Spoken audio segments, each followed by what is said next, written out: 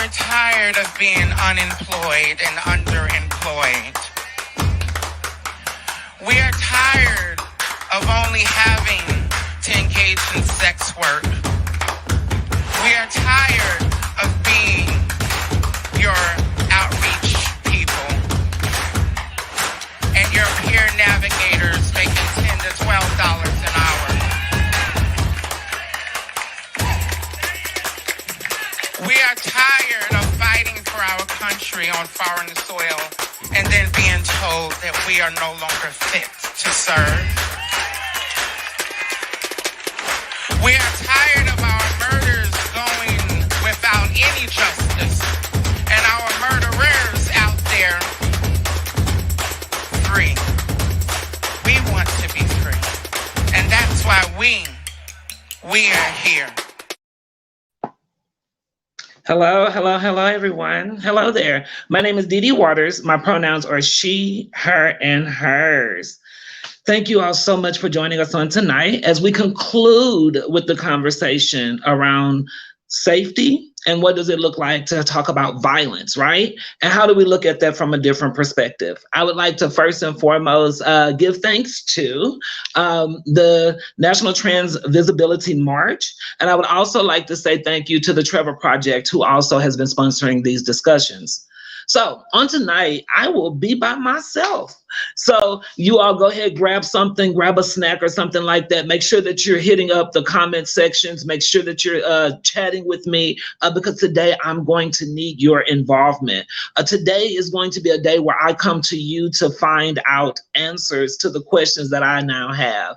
Please, please, please put your comments in the comment sections in the chat so that way we can see them and I'm able to answer those questions or I can document what those responses are because this is really important to me.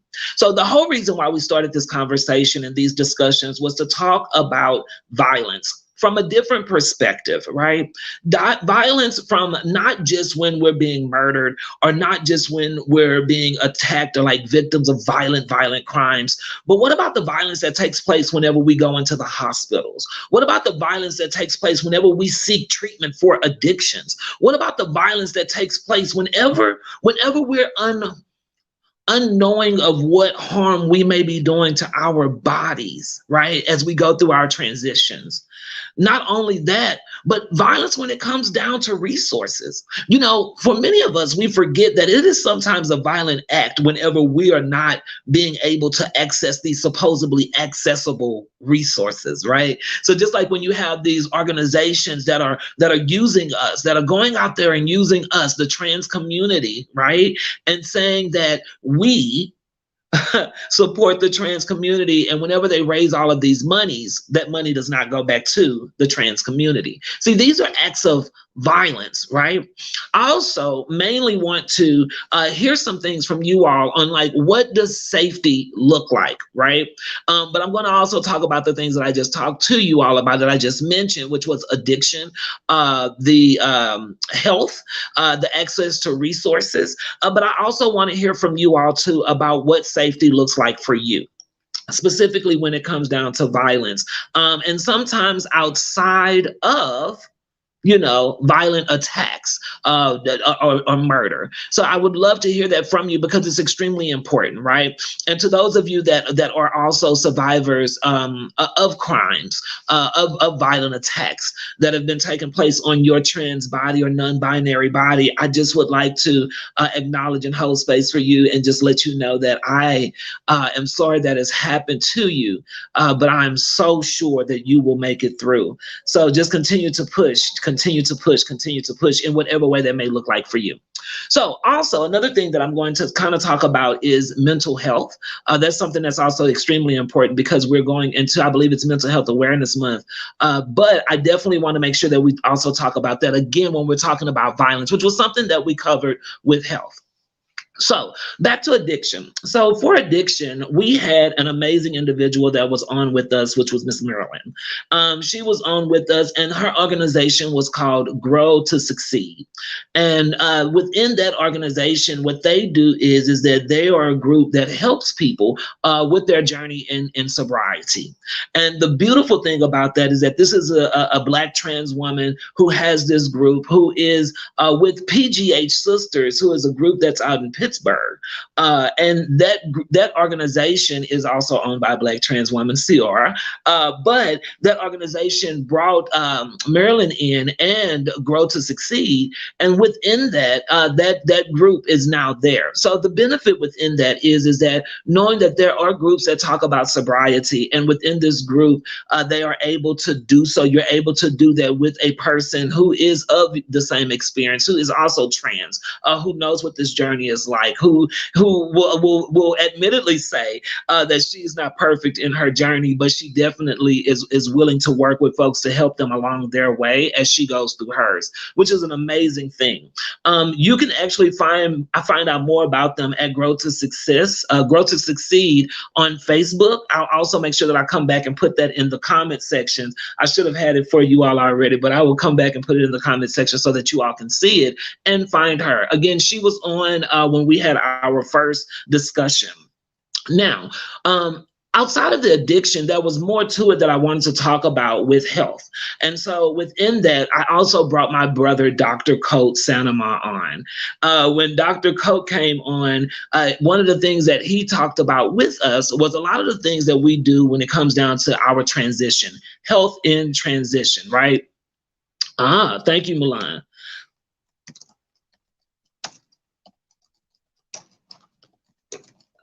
Child, I told y'all I'm trying to make my notes, Thank you very much for that. And so when he talked about that to us, he talked about it to us from a perspective of what did it look like for health? What did healthy living sound like? What did it look like from a trans perspective, right? He talked to us about, for some of us that, do this thing that's called tucking. He talked about what was there with tucking. He also talked about what it was like with binding for those of us that bind. He talked about those things. He talked about what it was like within the transition. He also talked about hormone usage. So if you all missed that conversation, you should definitely go back and check it out. It was a lot of knowledge that was dropped on that conversation, and it was really, really good, really, really good. Within that conversation, we not only talked about those things, but we talked about other stuff. And so the reason why we talked about that was because it's extremely important that when we are putting things into our body, that we're mindful of it, right?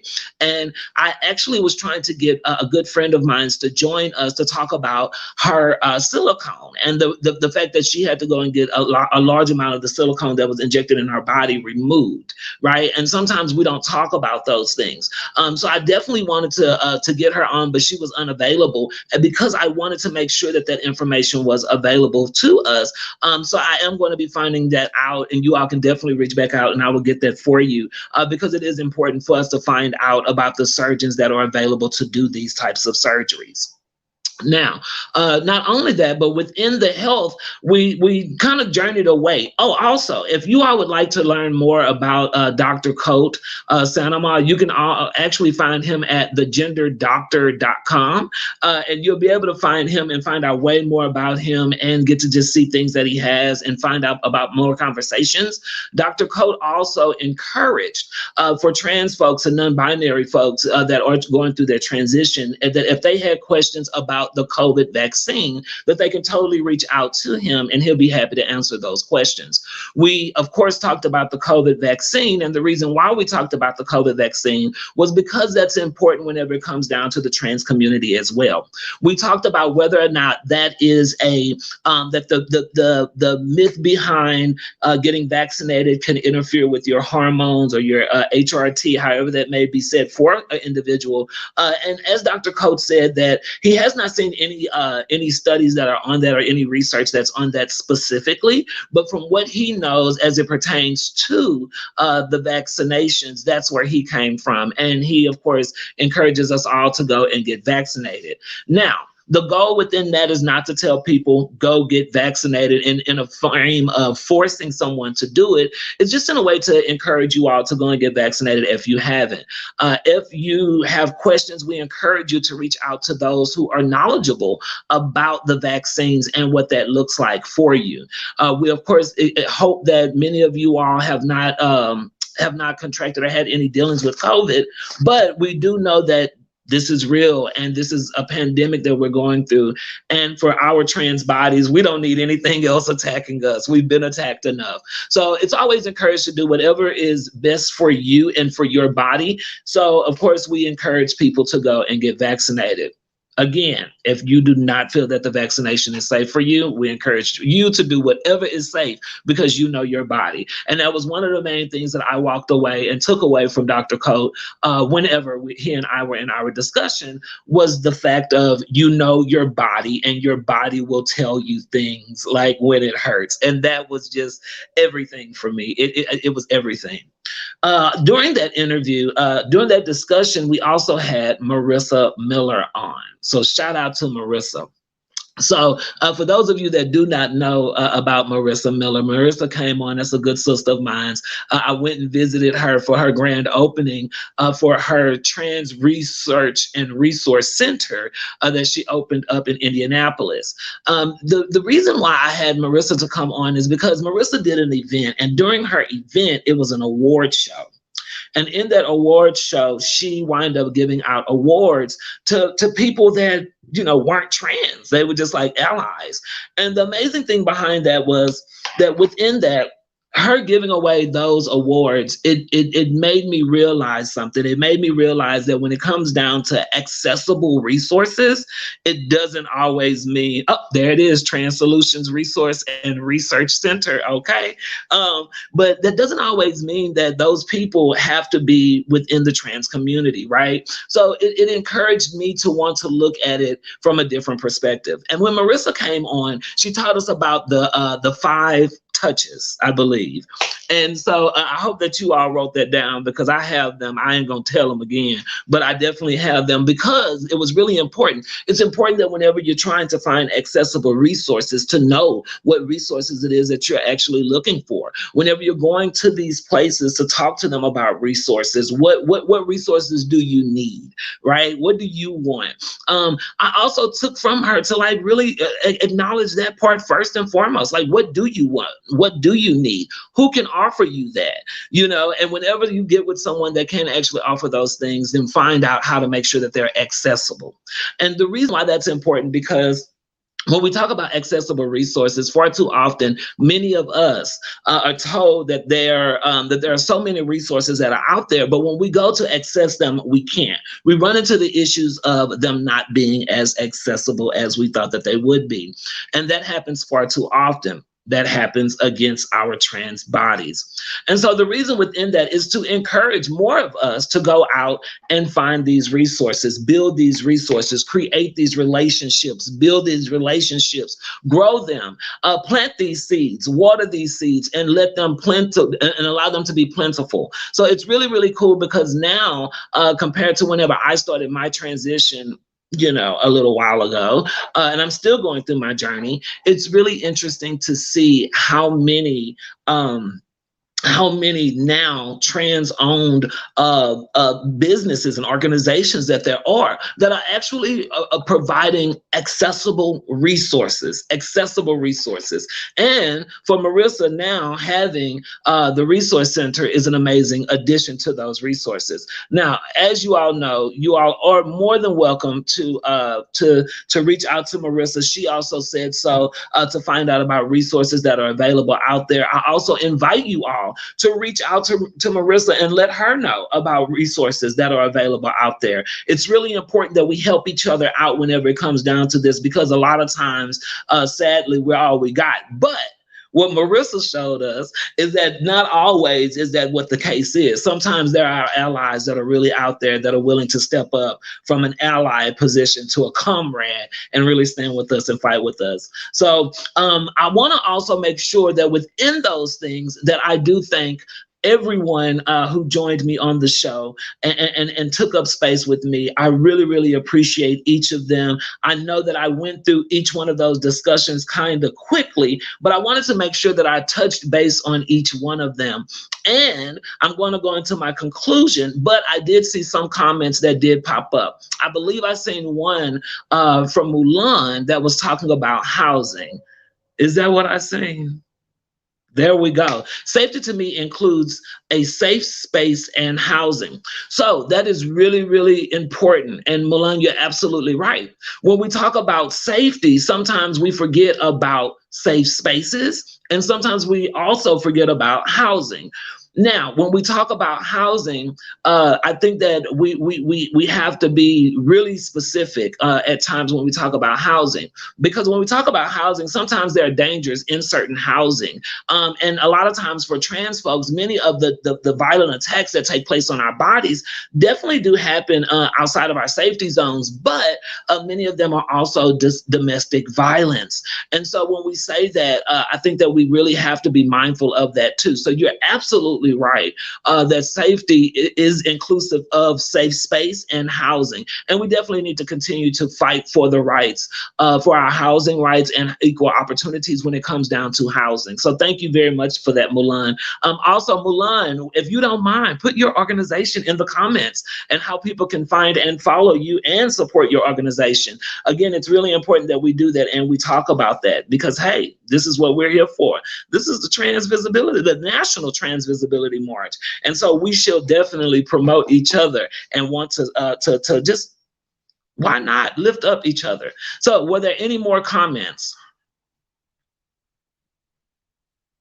Safety includes a life free of boundaries.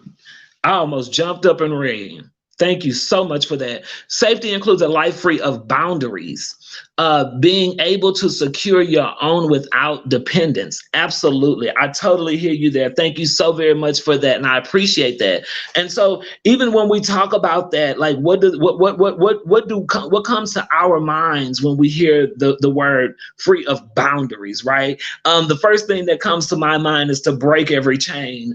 For some people, they're going to get that. And for some people, they may not. But for me, I get that, and that resonates with me, and I appreciate that. Thank you so very much. Thank you so very much for that comment. Were there any more? Divas in Dialogue, yes. So Mulan is with Divas in Dialogue, and that's out in, I believe, in Orlando, Florida, I believe. I hope I'm not wrong about that, but I believe that that's where Mulan is. You all should definitely go and check out Divas in Dialogue with Mulan and support her if you all can. Now, Unspoken Treasure Society is in the building. I work with the homeless, and there is definitely a lot of work that needs to be done. Oh, thank you so very much, Natalia. I really appreciate it, and it's good to see you here. I'm glad that you're here. I'm glad that you're here. Thank you so much. Now, I'm going to keep looking at these comments. I'm going to keep coming to the comments, but I want to know what safety looks like to you all. What does safety look like? Within this conversation, one of the things that I wanted to grasp was like, what does safety look like? I've had people tell me that they wanted to learn how to defend themselves, see about more safe defense classes, more safe defense seminars and trainings. I've had people tell me that they want to be armed with some type of a weapon, be it mace, be it a taser, be it a gun. What does that look, be it a knife? What does that look like, right? And how do we have these conversations around that? When we talk about safety, I've had people tell me that looks like laws that actually protect us, that actually include us, that actually says us specifically, right? I want to know, what does safety look like to you all? I've heard that safety looks like housing. I've heard that safety look like safe spaces. I've heard that safety looks like no boundaries, no more boundaries, right? What does safety look like to you? I would love to hear I would love to see some comments from some trans masculine folks, some non-binary folks. I would love to just see these responses, because safety looks different for many of us, right? And not only that, but also being mindful that when we're saying safety, that it doesn't just include violent attacks. Right? It doesn't just include violent attacks. And sometimes within that, sometimes just whenever it's not a physical attack, it can be just as violent, right? Because of our mental health and what state it puts us in. So I definitely want to encourage us to start thinking about that. And when we're having these conversations and when we're looking at these things, that we're mindful of that we're mindful of the fact that there are more issues and more variables that come to this when we talk about safety. It's not just from the perspective of us being beaten to death or being murdered. It's from the perspective of we should have rights and those boundaries should not be there. Housing should not be something that we need to talk about because we should already have that. Let's see what we got. Javon Martin, what's up, Javon? Princess Janae Place is here. As housing is what we specialize in to support our community. And thank you for that. You know, it's really, really good to hear so many people talk about housing because housing is extremely important. I remember whenever I was in my transition, when I first started my transition, I wind up being homeless. And so housing was extremely important, especially whenever I didn't have access to shelters. I see Trans Safety Protection Project in Orlando, Florida. Go ahead. What's up, Barbie? Thank you so much for that. Now, do know that within that,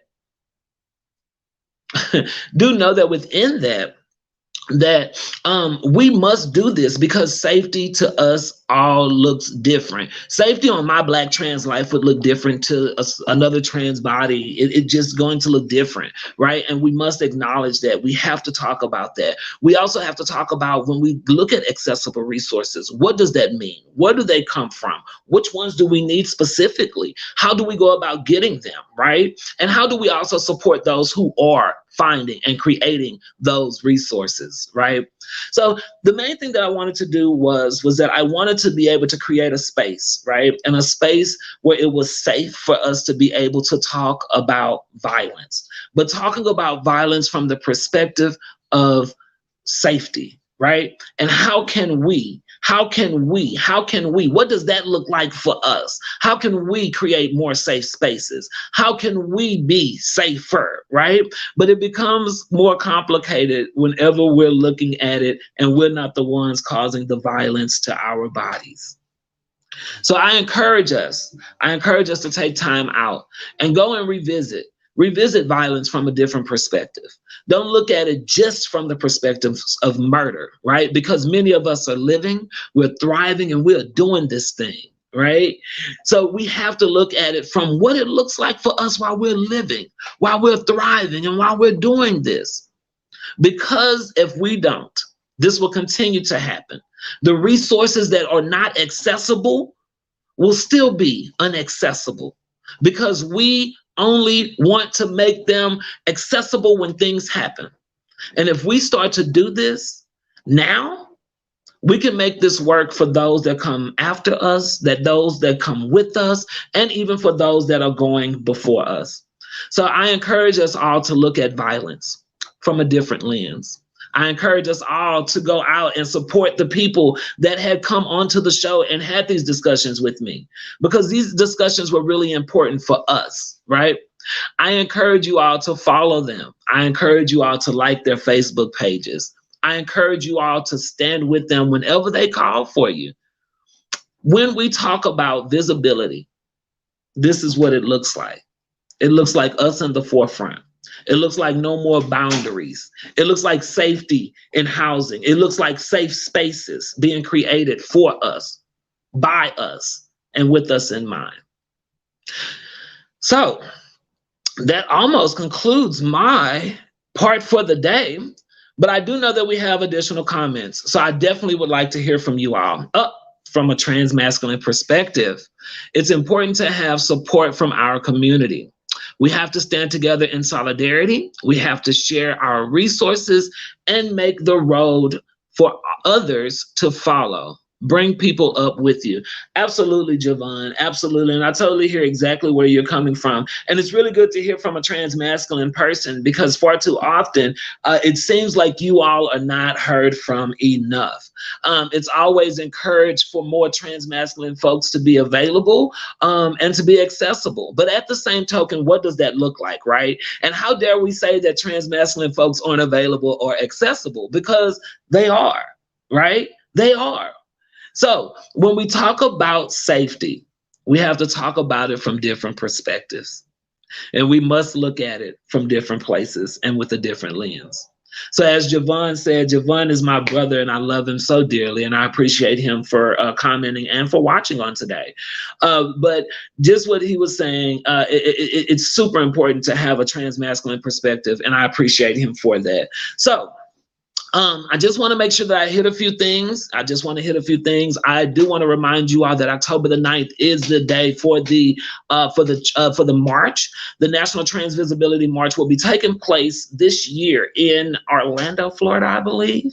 You can also join the march virtually. I believe that you can do that by going to their website, and that should be getting ready to come on the screen shortly. And you all can join them from wherever. They also have some virtual sites also that people are able to join in on and be able to tune in. So you definitely want to satellite sites. I believe that Chicago is one. I believe that there are about 3 or 4 of them. So you all should definitely go and check out the website. Look at it. If there's any information that you would like to find out, you should totally click on the Contact Us button that's there. If there's any way that you would like to support, you should definitely do that. Reach out to them and see how you can support, how you can show up, how you can be able to be a blessing to the blessing in which this march will be. I remember when we didn't have marches like this, so it's a great thing to see them, and it's amazing to see that not only is this march taking place, but there are other marches that are taking place all over the country. So again, to the National Transvisibility March, to the Trevor Project, thank you all for having me. I really, really appreciated my time with you all. It has been great. It has been great. It has been great. I can't wait till the march. My birthday is October the 7th, so I will be celebrating my birthday as we prepare to go into the march. And for those of you that will be marching in person, be safe. For those of you that are participating virtually, be safe. And for those of you that are just existing, continue to do the revolutionary act of existing and walking out of your door and being present. My name again is Dee Dee Waters. My pronouns is she, her, and hers. And I thank you for watching.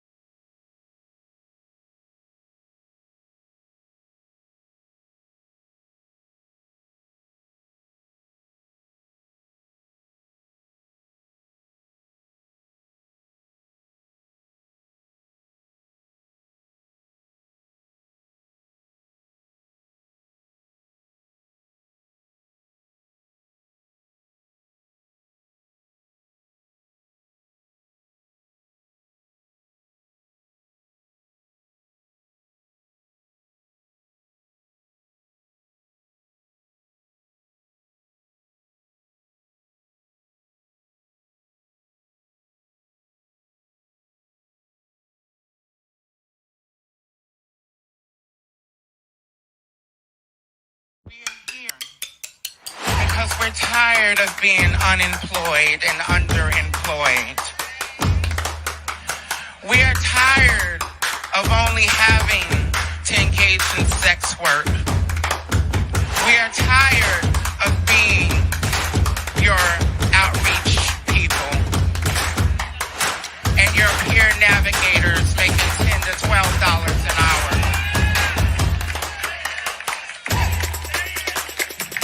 We are tired of fighting for our country on foreign soil and then being told that we are no longer fit to serve.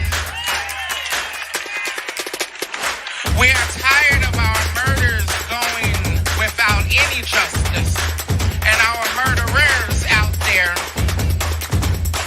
free. We want to be free. And that's why we are here.